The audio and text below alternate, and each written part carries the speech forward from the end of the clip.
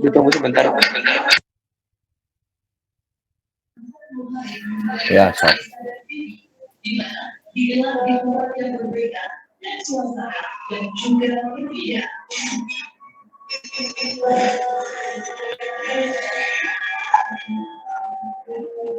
Seperti khawatir Dodi Sudrajat bersama pengajar Ilmuwaris yang menggelar di Dewan Pengawasan dan Pengawasan Jakarta Selatan.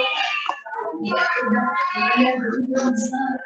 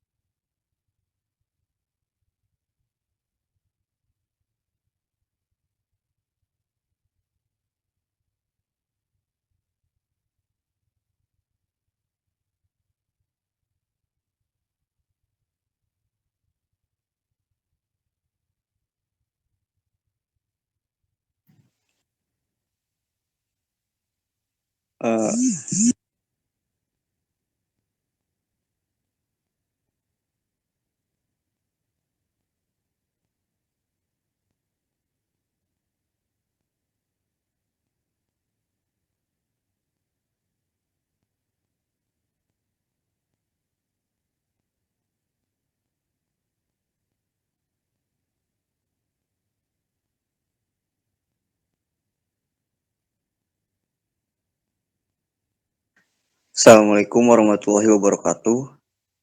Waalaikumsalam warahmatullahi wabarakatuh. Izin kami dari kelompok 2 yang beranggotakan saya sendiri sebagai moderator Muhammad Kahfi, lalu ada Rizky Maulana, lalu ada Nisha, lalu ada Isya Anjani, dan Imas Herawati. Izinkan kami untuk mempresentasikan materi mengenai etika profesi dalam bidang teknik sipil. Sebelumnya di sini saya sebagai moderator izin tidak membuka kamera dikarenakan jaringan di sini kurang stabil. Baik, lanjut ke pengertian. Silahkan operator next. Pengertian konstruksi. Pengertian konstruksi akan dijelaskan oleh saya sendiri. Lanjut. Konstruksi merupakan suatu kegiatan membangun sarana dan prasarana. Dalam bidang teknik sipil, pengertiannya pun diperjelas lagi. Konstruksi dikenal sebagai bangunan atau satuan infrastruktur pada sebuah area atau beberapa area. Konstruksi didefinisikan sebagai susunan suatu bangunan. Lanjut.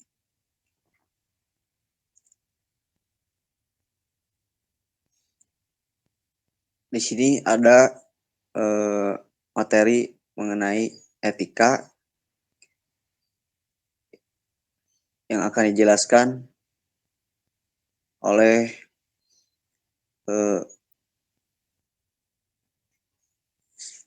Nesya, silahkan. Baik, Kafi, maaf koreksi akan dijelaskan oleh Aisyah Anjani. Baik, etika adalah perilaku, aturan perilaku, adat kebiasaan manusia dalam pergaulan antara sesama. Etika berasal dari kata ethos, berasal dari bahasa Yunani yang berarti norma-norma, nilai-nilai, kaidah-kaidah, dan ukuran-ukuran bagi tingkah laku manusia yang baik. Macam-macam etika ada dua. Yang pertama etika deskriptif, yang kedua etika normatif.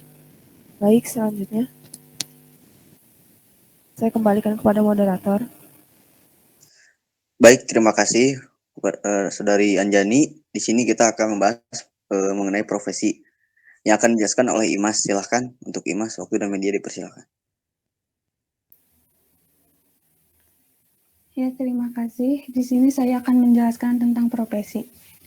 Profesi adalah pekerjaan yang dilakukan untuk mencari nafkah dan berkaitan dengan pendidikan dan keahlian. yaitu ada 1 mengandalkan suatu keterampilan atau keahlian khusus, 2 dilaksanakan sebagai suatu pekerjaan atau kegiatan utama, 3 dilaksanakan sebagai sumber utama nafkah hidup, 4 dilaksanakan dengan keterlibatan pribadi yang mendalam. Profesional profesi yaitu ada 1 orang yang tahu akan keahlian dan keterampilannya, 2 meluangkan seluruh waktunya untuk pekerjaan atau kegiatan itu, 3 hidup dari lingkungan profesinya, 4 bangga akan pekerjaannya. Sifat profesi yaitu 1 adanya pengetahuan khusus, 2 adanya kaidah dan standar moral yang sangat tinggi, 3 mengabdi pada kepentingan masyarakat, 4 ada izin khusus untuk menjalankan suatu profesi, 5 kaum profesional biasanya menjadi anggota dari suatu profesi. Selanjutnya dikembalikan kepada moderator. Oke, terima kasih kepada Saudara Imas. Selanjutnya di sini kita akan membahas tentang etika profesi itu sendiri yang akan dijelaskan oleh Saudari Nesya. Silakan. Baik, selanjutnya ada etika profesi. Lanjut.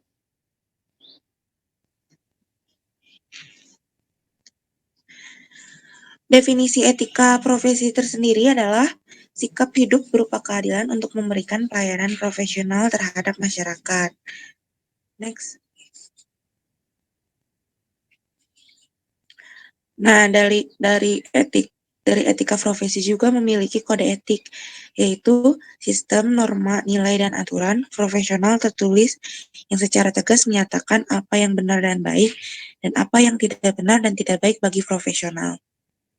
Next. Selanjutnya dikembalikan kepada moderator.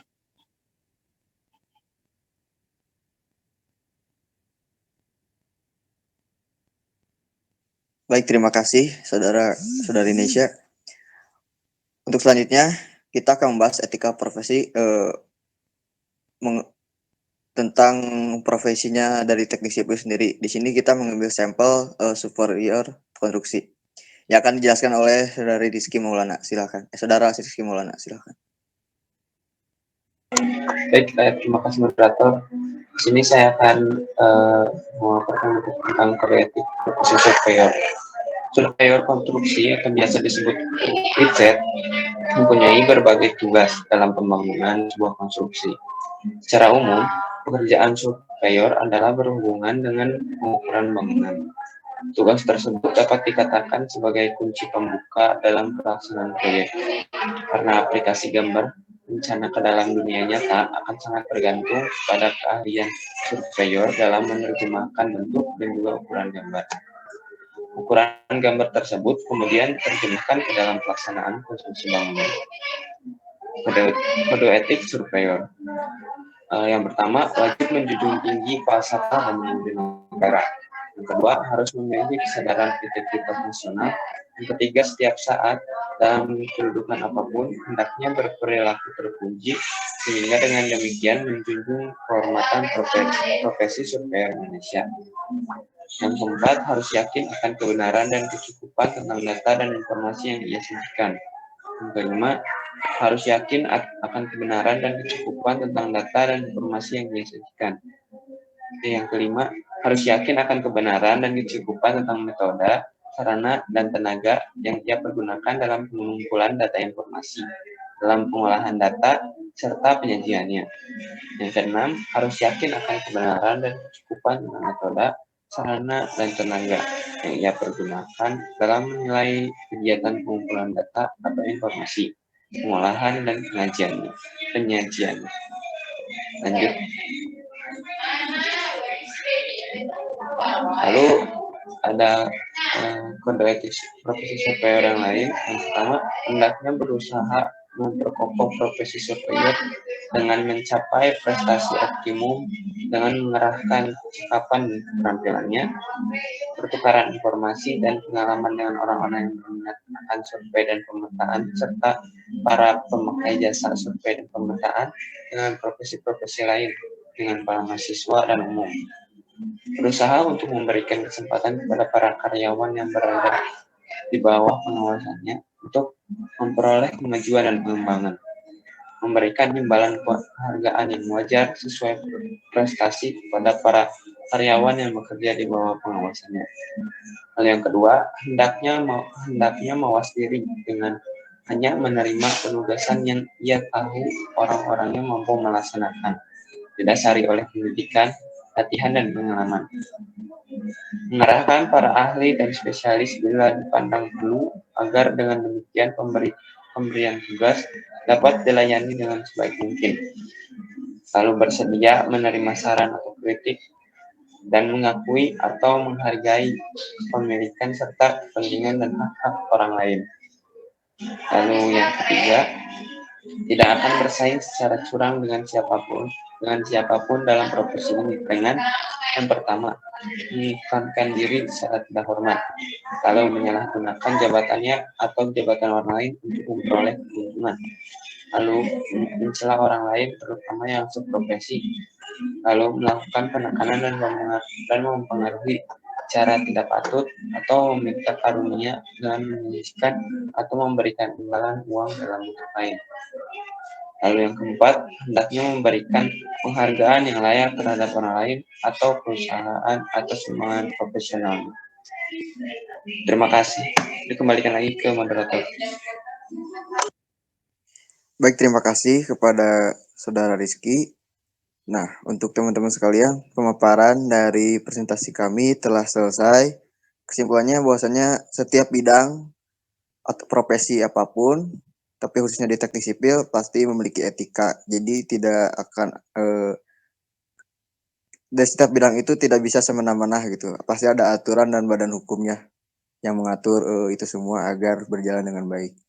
Terima kasih dari kelompok kami. Saya ucapkan mohon maaf apabila ada kekurangan. Assalamualaikum warahmatullahi wabarakatuh. Waalaikumsalam warahmatullahi wabarakatuh. Oke, kelompok 3 ya.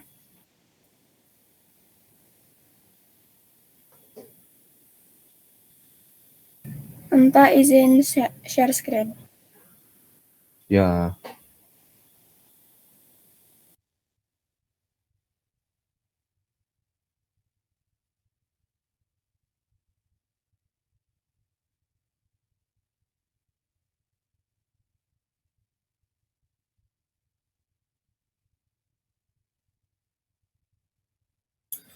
Oke, tes, apakah ada suaranya? Ada Sob. Oke, terima kasih Pak. Sebelumnya, Assalamualaikum warahmatullahi wabarakatuh. Waalaikumsalam. Perkenalkan, kami dari kelompok 3 akan menyampaikan sebuah materi mengenai etika profesi, khususnya pada bidang teknik sipil. Oke, boleh next. Ya, kami beranggotakan 5 orang, yakni ada Andika Agniawan, kemudian ada Muhammad Putra Manullah, ada Naufal Aditya Haji, kemudian ada Sania Hanifah, dan yang terakhir ada Yuni. Oke, boleh next. Mengenai etika profesi akan disampaikan oleh Saudara Naufal. Waktu dan media dipersilahkan. Baik, terima kasih. Di sini akan dipaparkan dulu definisi dari etika profesi.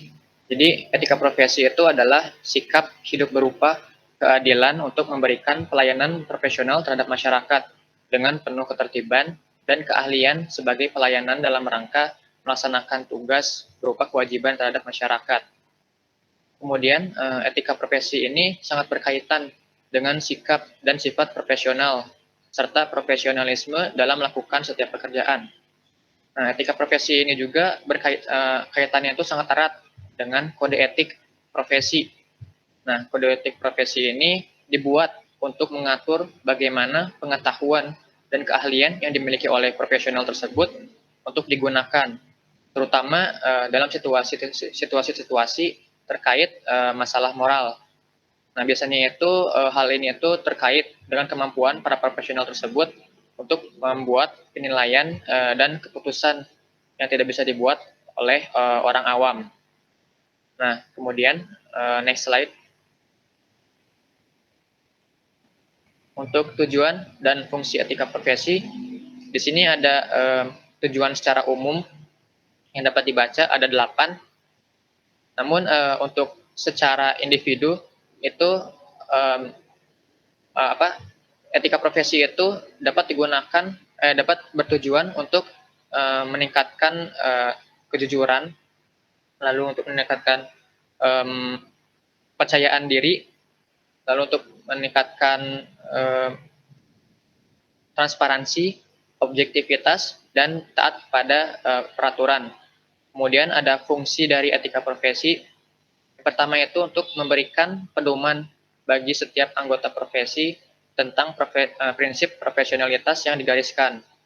Yang kedua, untuk sebagai sarana kontrol sosial bagi masyarakat atas profesi yang bersangkutan. Yang ketiga, untuk mencegah campur tangan pihak di luar organisasi profesi tentang hubungan etika dalam keanggotaan profesi. Nah, etika profesi ini sangatlah dibutuhkan dalam berbagai bidang. Nah, khususnya di sini di etika profesi si insinyur. Jadi seperti itu. Akan saya kembalikan ke moderator. Baik, terima kasih Saudara Noval atas pemaparannya. Kemudian ada mengenai undang-undang yang menaungi serta contoh daripada kode etik pada setiap asosiasi atau organisasi bidang teknik sipil akan disampaikan oleh Saudari Yuni. Untuk waktu dan media dipersilahkan. Terima kasih untuk moderator. Selanjutnya kita akan membahas mengenai undang-undang yang menaungi kode etik di jurusan teknik sipil. Di sini ada 3. Yang pertama, Undang-Undang Nomor 11 Tahun 2014 tentang Keinsinyuran, Undang-Undang Nomor 2 Tahun 2017 tentang Jasa Konstruksi, dan Undang-Undang Nomor 18 Tahun 1999 tentang Jasa Konstruksi. Selanjutnya, Kode Etik Asosiasi Profesi Teknik Sipil di Indonesia. Contohnya yang pertama yaitu Kode Etik Asosiasi Masyarakat Baja Indonesia atau AMBI. Kode etik pada asosiasi AMBI ini, pada hakikatnya fungsi utama dari AMBI adalah sebagai organisasi masyarakat yang mengkhususkan diri dalam bidang besi atau baja. Ciri pokoknya yaitu adanya pengakuan dari masyarakat bahwa asosiasi dalam bidang besi atau baja mempunyai keahlian khusus dan integritas, kejujuran, dan objektivitas dalam melakukan profesi. Lalu kode etik pada AMBI itu sendiri, yang pertama ada tanggung jawab terhadap integritas pribadi. Contohnya itu, anggota AMBI harus yakin bahwa yang bersangkutan cukup mempunyai keahlian khusus dalam melakukan pekerjaan di bidang besi atau baja seperti yang dikehendaki oleh masyarakat. Contoh lainnya, anggota AMBI harus selalu berusaha untuk meningkatkan pengetahuan, keahlian, dan keterampilan dalam pekerjaan bidang atau baja. Lalu kode etik selanjutnya yaitu tanggung jawab terhadap masyarakat pengguna. Contohnya itu, anggota AMBI mempunyai tanggung jawab untuk memberikan angka hasil perhitungan, analisa, penelitian, atau kajian yang benar. Contoh lainnya, anggota AMBI harus kompeten untuk melakukan pekerjaan-pekerjaan di bidang besi atau baja seperti yang diajukan oleh masyarakat umum. Lalu, kode etik selanjutnya yaitu tanggung jawab terhadap masyarakat umum. Contohnya yaitu tanggung jawab dari anggota AMBI untuk memberikan keahlian atau keterampilan besi atau baja yang lengkap, teliti, dan bertanggung jawab tanpa menghiraukan keinginan-keinginan dan instruksi-instruksi masyarakat pengguna yang sifatnya mengubah hasil perhitungan atau kajian besi atau baja yang objektif. Contoh lainnya yaitu hubungan antara anggota AMBI dan masyarakat pengguna bukanlah hubungan antara prinsipal dan agen, mengingat akan tanggung jawab anggota AMBI yang lebih luas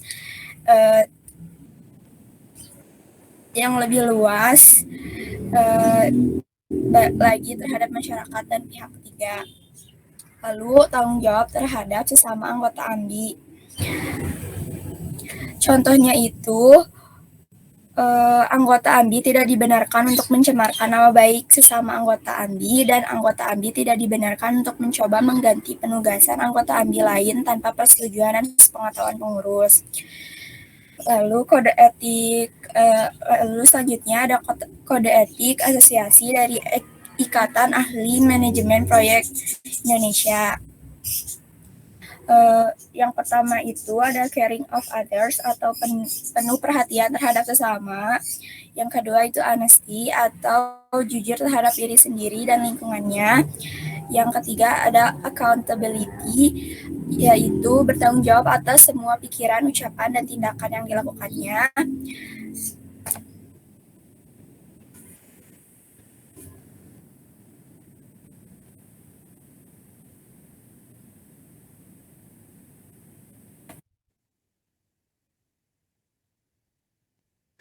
Ini tuh emang Pris atau gimana?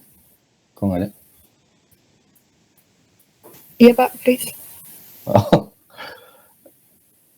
Lag kali ya? Bisa di ini? Ya, sepertinya ada kendala, Pak. Bentar. Kalau ini bisa di backup atau gimana ya? Coba.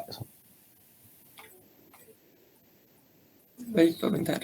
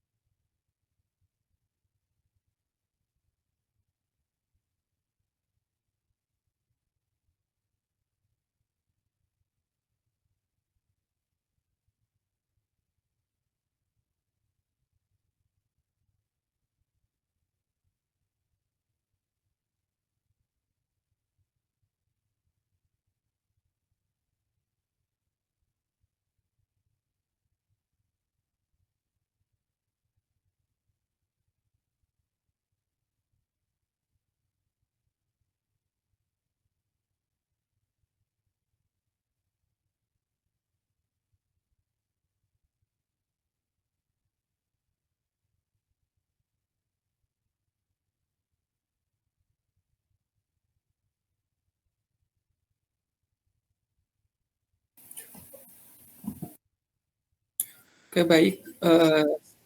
Selanjutnya akan ada pemaparan dari Saudara Andika. Dipersilahkan. Nah ini Pak. Ya, boleh dilanjut. Sebelumnya maaf tadi Yuni ada kendala. Ini dilanjut sama saya mengenai kode etik Ikatan Ahli Manajemen Proyek Indonesia. Yang pertama ada caring for other, yang artinya penuh perhatian terhadap sesama. Lalu yang kedua honesty, jujur terhadap diri sendiri dan lingkungannya. Yang ketiga ada accountability atau bertanggung jawab atas semua pikiran, ucapan, dan tindakan yang dilakukannya. Lalu yang keempat ada promise keeping atau menepati janji.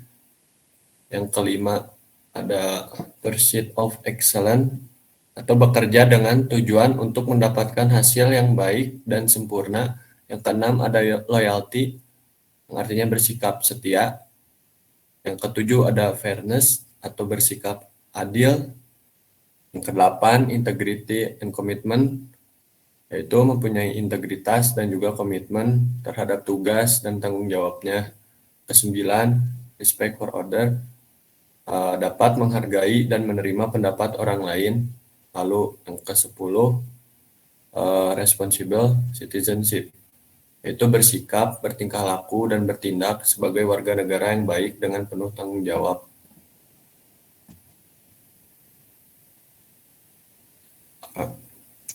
Yang selanjutnya itu kode etik Ikatan Nasional Tenaga Ahli Konsultan Indonesia. Kita tahu sendiri konsultan, khususnya konsultan engineering, mempunyai impact yang langsung dengan kualitas hidup manusia di masa kini maupun masa depan. Dengan demikian, butuh layanan yang diberikan oleh konsultan, yaitu perlunya kejujuran, parsialitas, keadilan, maupun kesamaan yang didedikasikan terhadap perlindungan kesehatan, keselamatan, dan kesejahteraan publik. Lalu apa sih etika profesional atau tugas-tugas profesional menurut Intan Kindo ini? Yang pertama, memegang teguh kepentingan akan keselamatan, kesehatan, dan kesejahteraan publik. Yang kedua, melaksanakan layanan hanya dalam bidang yang dikuasainya. Yang ketiga, mengeluarkan pernyataan umum hanya dengan cara objektif dan benar. Yang keempat, bertindak untuk setiap pemberi kerja atau klien sebagai agen yang setia dan terpercaya. Yang kelima, menghindarkan diri dari tindakan-tindakan yang menipu. Yang keenam, memperlakukan dirinya secara terhormat, bertanggung jawab, beretika, dan mematuhi hukum untuk memperbaiki kehormatan, reputasi, dan juga manfaat profesinya sebagai konsultan.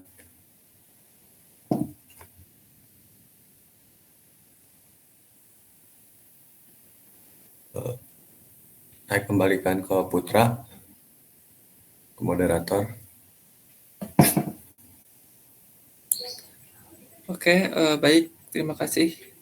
Kemudian ada Kode Etik Asosiasi Tenaga Ahli Konstruksi Indonesia atau ATAKI, dan disampaikan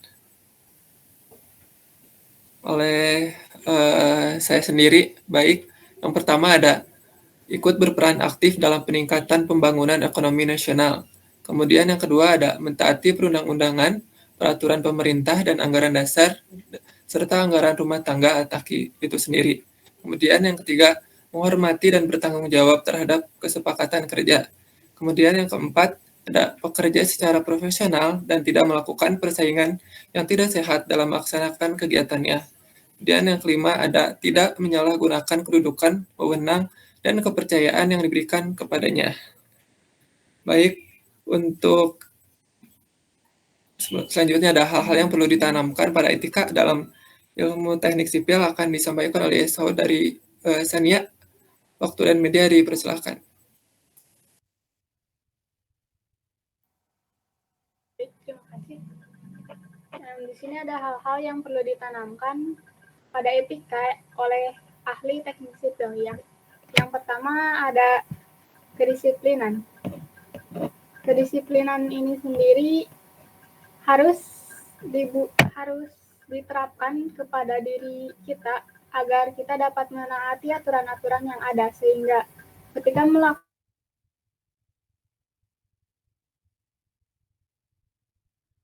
serta waktu yang dimanfaatkan tidak terbuang sia-sia. Yang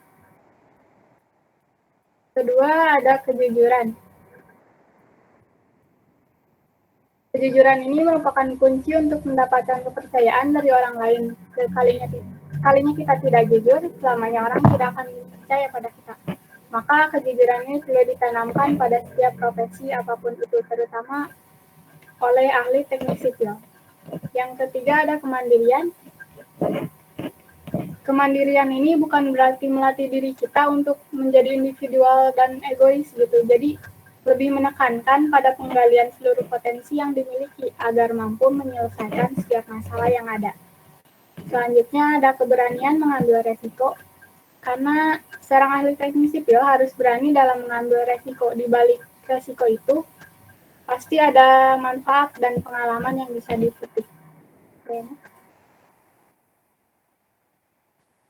Selanjutnya ada pelanggaran kode etik. Jadi kode etik ini tidak sepenuhnya dipatuhi oleh ahli teknik sipil. Ada pelanggaran-pelanggaran yang dilakukan oleh beberapa ahli teknik sipil, yang diantaranya ada penipuan terhadap biaya dan material. Yang kedua ada ketidakadilan dalam negosiasi kontrak, juga ketidakadilan dalam penyampaian informasi proyek. Ada yang dilebih-lebihkan dan ada yang dikurang-kurangkan. Yang selanjutnya ada penyuapan yang berupa uang tunai ataupun benda berharga, baik itu dari pihak perusahaan ataupun antar pekerjanya sendiri. Yang terakhir ada pemanipulasian, yaitu pemanipulasian pembayaran ataupun keselamatan kerja para pegawai. Sekian dikembalikan kepada moderator. Baik, terima kasih atas pemaparannya. Kemudian ada sanksi terhadap pelanggaran kode etik. Tentu dari sebuah pelanggaran akan berimbah dengan sebuah sanksi. Yang pertama ada mendapat peringatan. Mendapat peringatan ini jika dilakukan oleh sebuah perusahaan akan tentunya akan mendapat peringatan dari aparat setempat ataupun pemerintah. Kemudian jika itu sebuah individu maka akan mendapatkan peringatan dari perusahaan. Kemudian mendapatkan pemutusan kerja. Dan yang terakhir ada hukum pidana atau perdata yang dimana ini akan dikeluarkan oleh pemerintah kepada pihak ataupun sebuah individu yang melakukan sebuah pelanggaran. Kemudian ada contoh kasus akan disampaikan oleh saudara Andika. Dipersilahkan. Oke, terima kasih. Lalu di sini ada 3 contoh kasus yang terjadi karena pelanggaran kode etik profesi. Yang pertama, meluapnya lumpur lapindo. Jadi etika insinyur yang dilanggar adalah kode etik hold paramount the safety, health, and welfare of the public. PT Lapindo Berantas di Sidoarjo saat itu tidak mempedulikan keselamatan warga yang terkena lumpur yang meluap. Lalu yang kedua, runtuhnya jembatan Kukar. Etika yang dilanggar adalah adanya penyimpangan anggaran dalam proses pembangunannya sehingga mutunya di bawah standar dana kelalaian dalam proses perbaikan maupun perawatan jembatan. Yang ketiga, runtuhnya Lampon Dep Store di Korea Selatan. Jadi saat itu adanya kecurangan pada bahan material yang dikorupsi oleh pihak perusahaan dan penyuapan yang menyebabkan ketidaklayakannya bangunan dan kurang terjaminannya keamanan pada bangunan tersebut. Lanjut, Putra. Oke, sekian dari kelompok kami. Kurang dan lebihnya mohon maaf. Terima kasih. Wassalamualaikum warahmatullahi wabarakatuh. Waalaikumsalam warahmatullahi wabarakatuh. Oke, yuk lanjut. Pak, mohon maaf. Ya. Untuk kelompok 4 ada 1 anggota Pak belum join, masih terkendala Pak. Ya udah nggak apa-apa, Sob. Yang Boleh ada. di terakhir atau lanjut aja Pak? Kalau yang lain ini boleh Sob dihitung yang 5 dulu. Ya, baik, makasih Pak.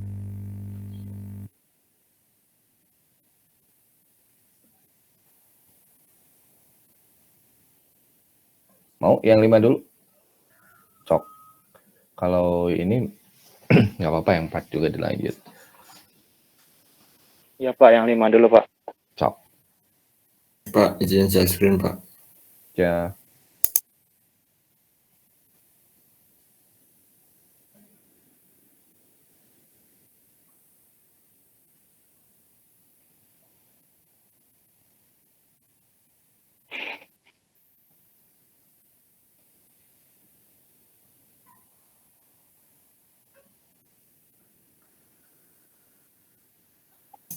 Sudah ada. Balik lagi ya. Sudah ada. Ya, Assalamualaikum warahmatullahi wabarakatuh. Waalaikumsalam warahmatullahi wabarakatuh. Perkenalkan, kami dari kelompok 5 yang beranggotakan saya sendiri, Anwar Baidi, Elvira Saskia Putri Hilman, Gian Muhammad Saputra, Sapwa Azil Mumtaz, dan Serafina Fadila akan memaparkan materi tentang etika profesi di teknik sipil, yaitu konsultan konstruksi. Pemaparan materi yang pertama akan disampaikan oleh saya sendiri. Etika berasal dari bahasa Yunani kuno. Bentuk tunggal kata etika yaitu ethos, sedangkan bentuk jamaknya yaitu eta, yang memiliki arti yaitu adat kebiasaan. Menurut Block tahun 2007, Etika adalah cabang dari filsafat yang menyelidiki penilaian normatif tentang apakah perilaku ini benar atau apa yang seharusnya dilakukan. Etika secara sistematis dibedakan atas etika umum dan etika khusus, dan kenyataan antara lain yaitu etika khusus ialah berperan penerapan moral dasar dalam bidang kehidupan yang khusus, misalnya olahraga, bisnis, atau profesi tertentu. Dari sinilah nanti akan lahir etika bisnis dan etika profesi. Etika umum ialah etika yang membahas tentang kondisi dasar bagaimana manusia itu bertindak secara etis. Etika inilah yang dijadikan dasar dan pegangan manusia untuk bertindak dan digunakan sebagai tolak ukur penilaian baik buruknya suatu tindakan. Next, Dian.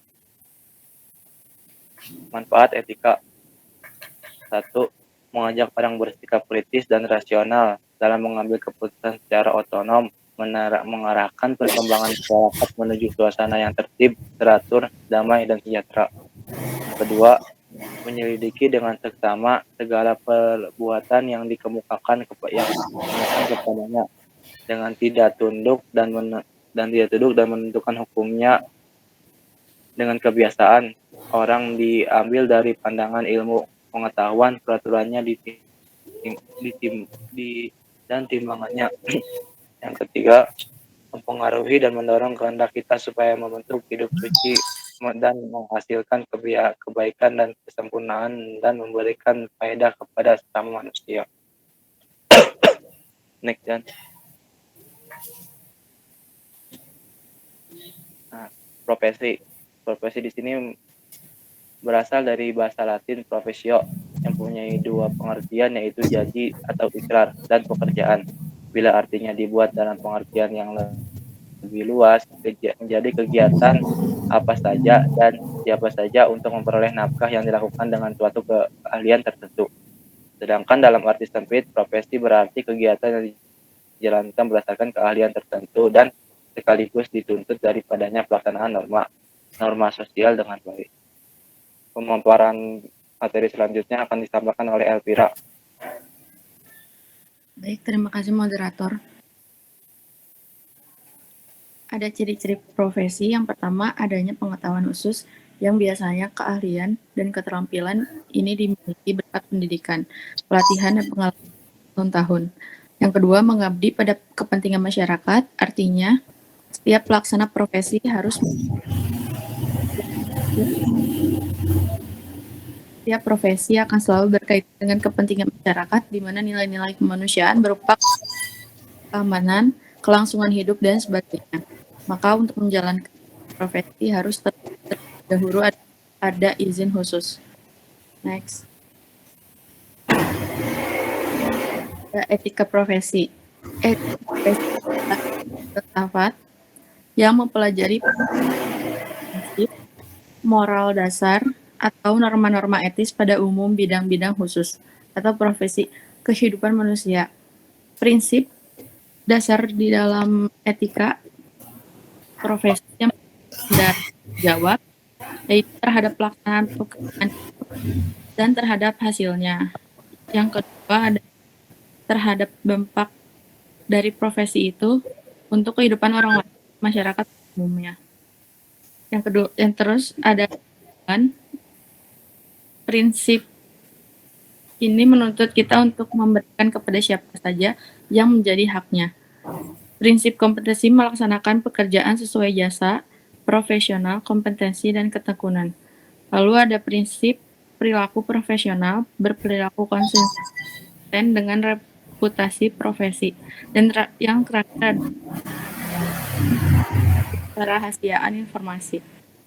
Lalu ada konsultan engineering. Konsultan adalah pihak yang berupa perorangan atau badan usaha yang berdasarkan suatu pemberian tugas mempergunakan keahliannya dalam merencanakan suatu proyek yang meliputi perencanaan struktur, arsitek, mekanikal, elektrikal, dan sebagainya. Saya berikan ke moderator.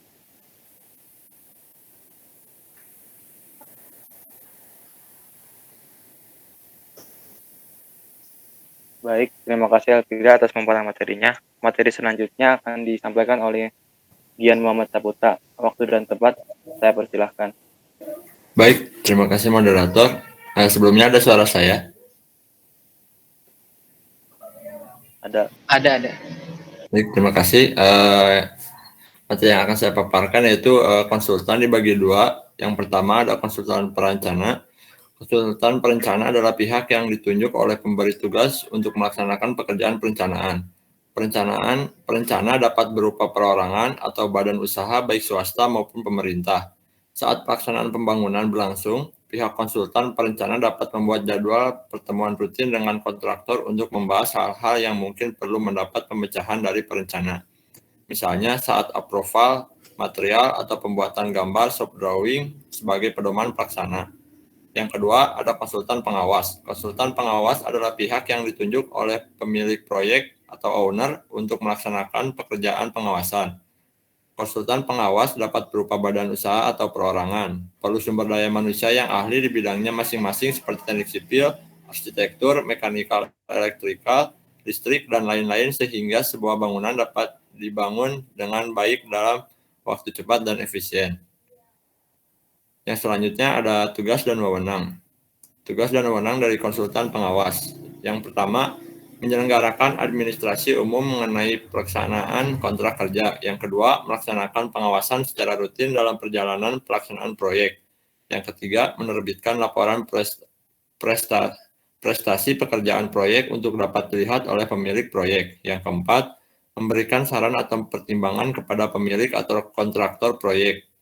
Yang kelima, menyetujui dan mengkoreksi gambar soft drawing yang diajukan kontraktor. Yang keenam, memperingatkan atau menegur pihak pelaksana pekerjaan jika terjadi penyimpangan terhadap kontrak kerja. Yang ketujuh, menghentikan pelaksanaan pekerjaan jika pelaksana proyek tidak memperhatikan peringatan yang diberikan. Yang kedelapan, memberikan tanggapan atas usul pihak pelaksana proyek. Yang kesembilan, konsultan pengawas berhak memeriksa gambar soft drawing pelaksana proyek. Yang kesepuluh, melakukan perubahan dengan menerbitkan berita acara perubahan. Yang ke-11, mengkoreksi pekerjaan agar sesuai dengan kontraktor. Baik, selanjutnya saya serahkan kepada moderator. Baik, Kian, terima kasih atas pemaparan materinya. Selanjutnya, pemaparan materi selanjutnya akan disampaikan oleh Safwah. Waktu dan media, Kak. Saya persilahkan.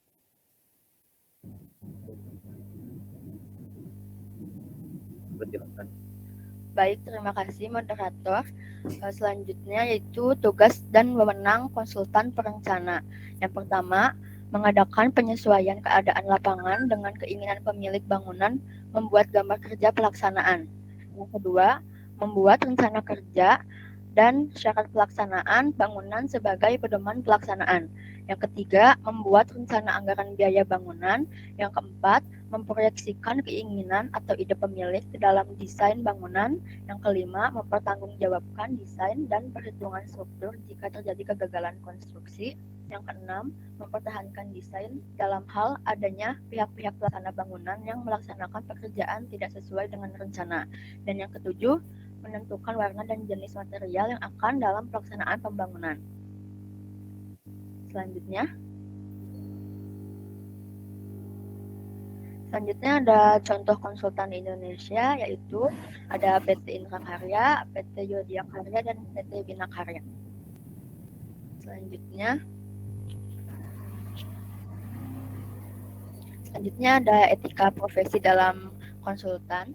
Ikatan Nasional Konsultan Indonesia telah menetapkan kode etik tiap berbagai jasa konsultan teknik sebagai dasar yang dinamis untuk melayani setiap manusia, yaitu 1. Menjunjung tinggi kehormatan, kemuliaan, dan nama baik profesi konsultan dalam hubungan kerja dengan pemberi tugas, sesama rekan konsultan, dan masyarakat. Yang kedua, bertindak jujur dan tidak memihak, serta dengan penuh dedikasi melayani pemberi tugas dan masyarakat. Baik, selanjutnya saya kembalikan kepada moderator. Baik, Safwah, terima kasih atas pemaparan materinya. Pemaparan materi selanjutnya akan disampaikan oleh Syara. Waktu dan media, saya persilakan. Melanjutkan etika profesi dalam konsultan. Yang ketiga, Ada tukar-menukar pengetahuan bidang keahlian secara wajar dengan rekan konsultan dan kelompok profesi, meningkatkan pengetahuan masyarakat terhadap profesi. Yang keempat, menghormati prinsip pemberian imbalan jasa yang layak dan memadai bagi konsultan sehingga diyakini dapat dipertanggungjawabkan secara profesional dan moral yang menjamin dapat dilaksanakannya tugas yang dipercayakan dengan memenuhi semua persyaratan yang terkait dengan keahlian, kompetensi, dan integritas yang tinggi. 5.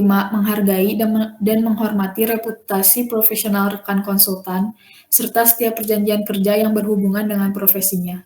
6. Mendapat tugas terutama berdasarkan standar keahlian profesional tanpa melalui cara-cara persaingan yang tidak sehat.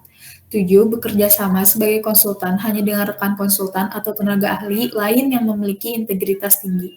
8. Menjalankan asas pembangunan berkelanjutan dengan semua aspek pelayanan jasa konsultan sebagai bagian integral dari tanggung jawabnya terhadap sesama, terhadap lingkungan kehidupan yang luas, dan terhadap generasi yang akan datang. Lalu berikutnya adalah kesimpulan. Secara keseluruhan, etika profesi dalam bidang konsultan telah ditetapkan dalam Ikatan Nasional Konsultan Indonesia untuk mempertinggi pengabdian pada anggotanya kepada tanah air, masyarakat, dan lingkungannya, yang selaras dengan dasar negara Republik Indonesia, berlandaskan Pancasila dan mengutamakan kejujuran, keahlian, dan keluhuran budi. Secara umum, jasa konsultan juga memiliki etika dalam suatu pekerjaan profesi mereka, pemikiran, gagasan, atau ketentuan yang baik dan bermoral yang dibuat dan dilaksanakan oleh kelompok atau orang-orang yang berkeahlian dalam bidang konsultan yang profesional untuk menjunjung tinggi kemuliaan profesi mereka demi tanggung jawabnya terhadap profesi mereka, masyarakat, lingkungan, dan Tuhan Yang Maha Esa. Sekian dari saya kembalikan lagi ke moderator. Baik, terima kasih atas kesempatan materinya. Sekian pemaparan materi dari hasil diskusi kelompok kami. Mohon maaf bila ada kesalahan kata.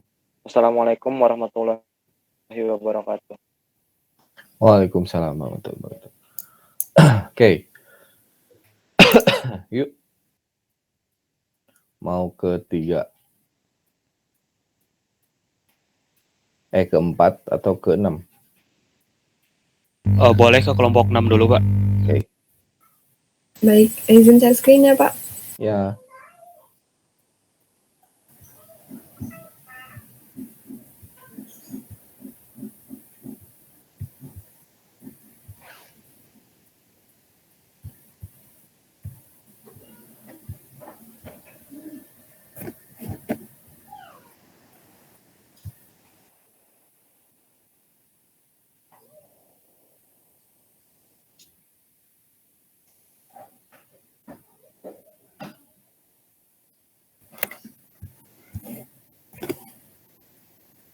Baik, sudah ada.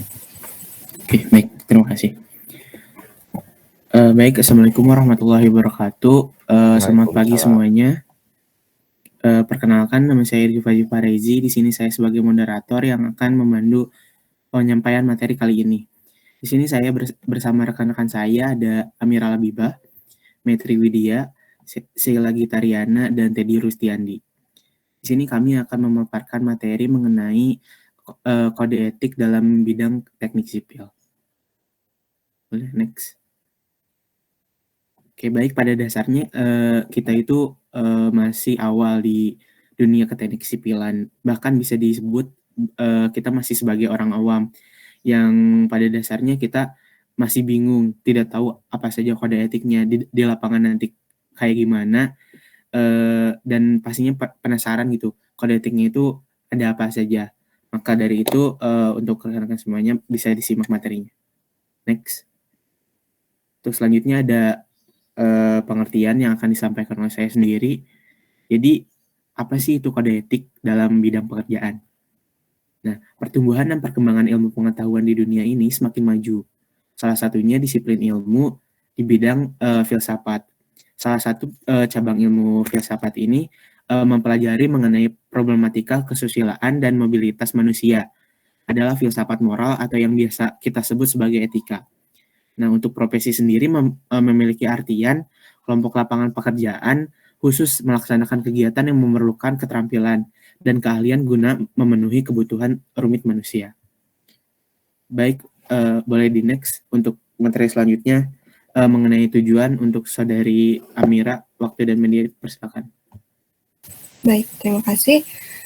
Lalu apa sih tujuan dari kita mengetahui etika pekerjaan? Dengan etika profesi, diharapkan kaum profesional bekerja sebaik mungkin serta mempertanggungjawabkan tugas yang dilakukan dari segi tuntutan pekerjaannya. Profesional merupakan yang ahli di bidangnya dan telah memperoleh pendidikan atau pelatihan khusus untuk pekerjaan tersebut. Seorang profesional dapat dibedakan dari penampilan atau performance-nya dalam melakukan pekerjaan di profesinya, sedangkan profesionalisme merupakan komitmen para anggota suatu profesi untuk meningkatkan kemampuan secara terus-menerus. Sekian dari saya, dikembalikan ke moderator. Baik, untuk materi selanjutnya akan dipaparkan oleh Saudari Maitri, waktu dan media dipersilakan. Oke, terima kasih moderator. Kemudian untuk selanjutnya, bagaimana sih dengan etika yang harus kita lakukan sebagai para pekerja di bidang teknik sipil? Sebelumnya, ada suatu quotes yang berisikan engineering is about doing things right and ethics is about doing the right things. Kebanyakan lembaga, organisasi, perusahaan memerlukan membangun kode etik dan kode of conduct. Hal yang membedakan etika pada masing-masing lembaga, organisasi, atau perusahaan adalah fokus praktik kegiatan yang berdasar pada etika yang terpuji. Praktek yang dimaksud adalah kegiatan sehari-hari yang mengenai seluruh level masyarakat atau seluruh level organisasi, melekat atau tertanam menjadi budaya dengan tindakan yang mengedepankan contoh-contoh tindakan yang baik. Baik, materi selanjutnya bisa disampaikan oleh Saudari Sheila. Waktu dan media dipersilakan.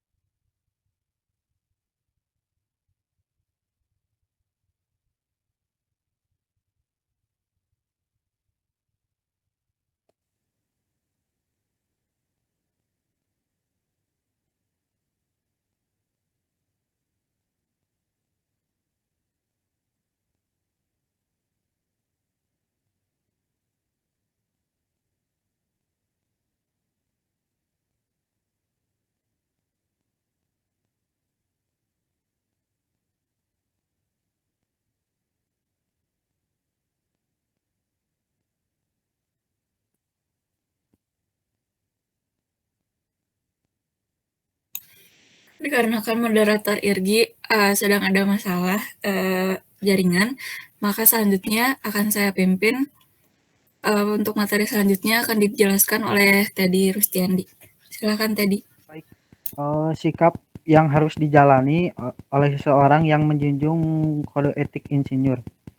Mengutamakan keselamatan, kesehatan, dan kesejahteraan masyarakat. Bekerja sesuai kompetensinya. Hanya menyatakan pendapat yang dapat dipertanggungjawabkan. Menghindari terjadinya pertentangan kepentingan dalam bertanggung jawab tugasnya. Membangun reputasi profesi berdasarkan kemampuan masing-masing. Memegang teguh kehormatan, integritas, dan martabat profesi. Next. Adapun lembaga yang menaungi para pekerja teknik sipil. Yang pertama, Asosiasi Tenaga Teknik Ahli dan Terampil Indonesia, Astatindo. Yang kedua, Asosiasi Tenaga Ahli Konstruksi Seluruh Indonesia, ATAKSI. Yang ketiga, Himpunan Profesi Tenaga Konstruksi Indonesia, HIPTASI. Yang keempat, Himpunan Ahli Value Engineering.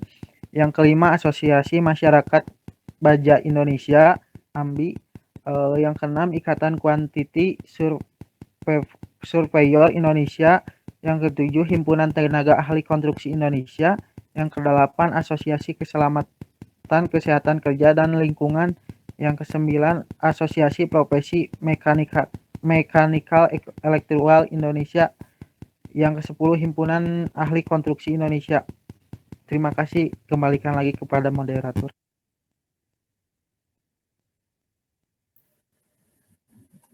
Baik, terima kasih rekan-rekan atas pemaparannya.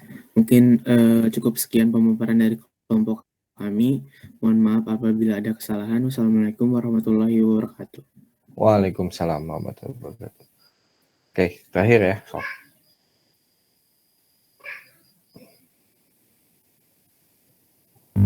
Pak, untuk rekan kami satu orang lagi masih belum join Pak, masih terkendala. Apa nggak apa-apa langsung aja Pak? Ya, sok. Siap. Izin share screen Pak.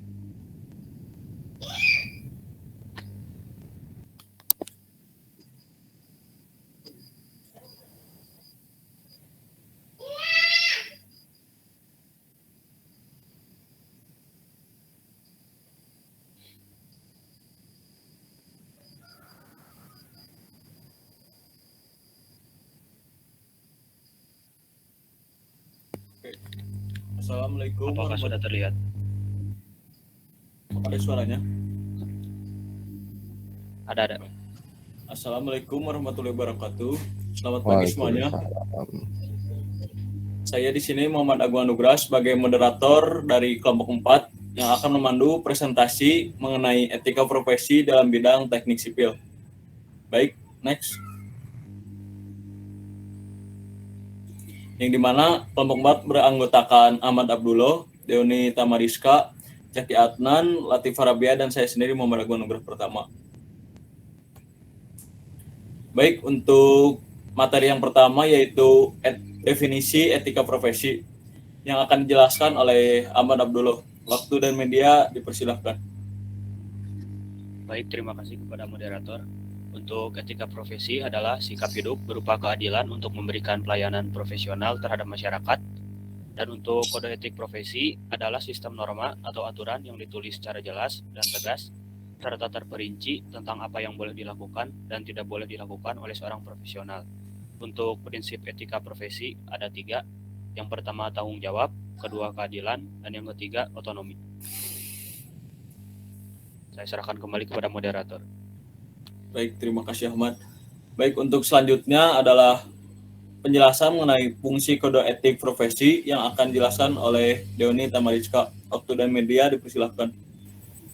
Baik, terima kasih moderator. Di sini saya akan memaparkan mengenai fungsi kode etik profesi. Yang pertama, memberikan pedoman bagi setiap anggota profesi tentang prinsip profesionalitas yang digariskan. Yang kedua, sebagai sarana kontrol sosial bagi masyarakat atas profesi yang bersangkutan. Dan yang ketiga, mencegah campur tangan pihak di luar organisasi profesi tentang hubungan etika dalam keanggotaan profesi. Next.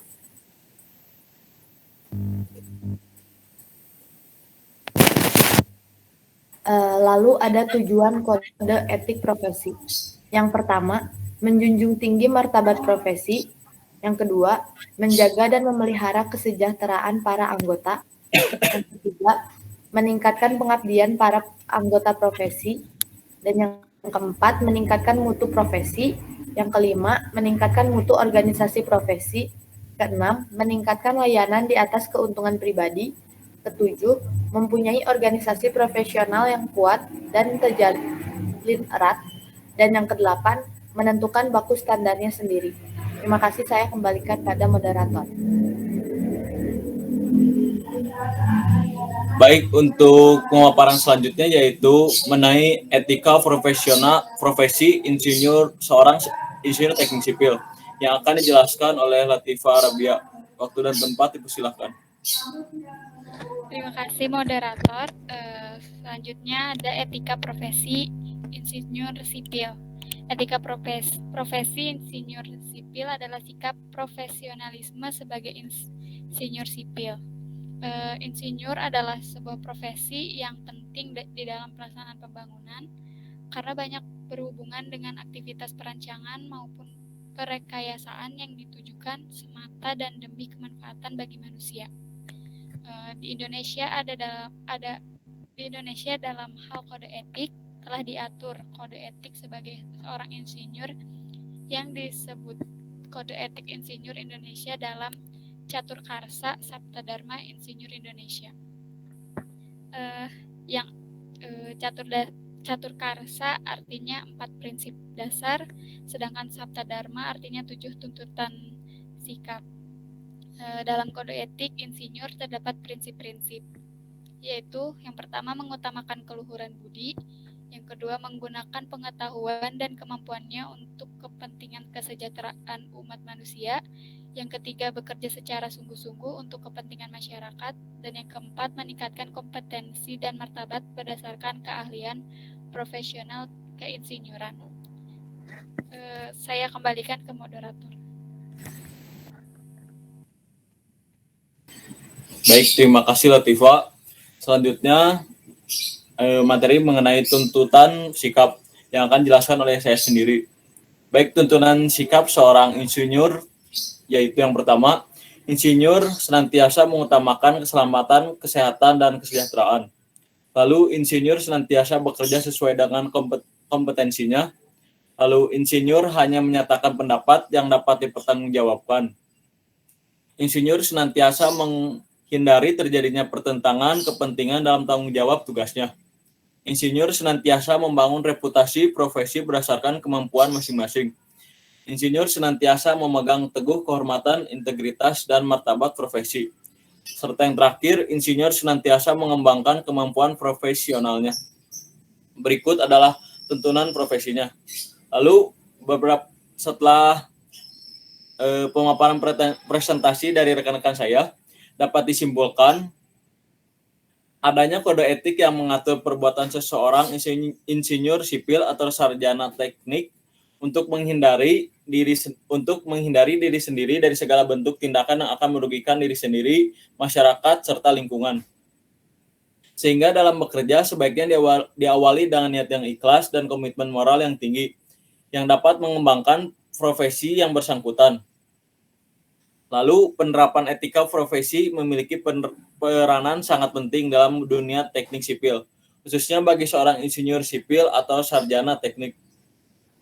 Maka dari itu sangat penting pendidikan yang mempelajari etika untuk mendukung profesi sebagai seorang insinyur sipil agar dapat diterapkan di dunia kerja untuk meminimalisir berbagai penyimpangan etika yang terjadi. Berikutlah pemaparan dari kelompok 6. Mohon maaf bila ada kesalahan kata. Terima kasih. Wassalamualaikum warahmatullahi wabarakatuh. Waalaikumsalam warahmatullahi wabarakatuh. Oke. Ternyata habis ya waktunya. Habis ini mungkin masanya ada lagi ya. Ada kelas selanjutnya. Jadi kalau misalnya ada yang tadi masih ngeganjal pertanyaan, kita bawa ke minggu depan aja ya. Pertanyaannya di save dulu saja. Kemudian nanti minggu depan kita akan ini sambil pembahasan untuk materi terakhir ya. Gitu aja karena waktunya nih mepet. Kalau 10 menit di ini kan nanti khawatirnya nggak kejawab, malah Bapak juga nanggung mau masuk lagi di kelas selanjutnya ya. Oke, kalau gitu siapkan ya kalau misalnya ada pertanyaan untuk yang selanjutnya ya. Oke, ya, kita Pak. cukupkan ya untuk hari ini. Terima kasih semuanya. Assalamualaikum warahmatullahi wabarakatuh.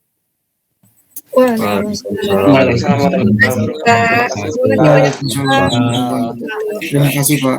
Yuk duluan ya, yuk. Baik Pak. Baik,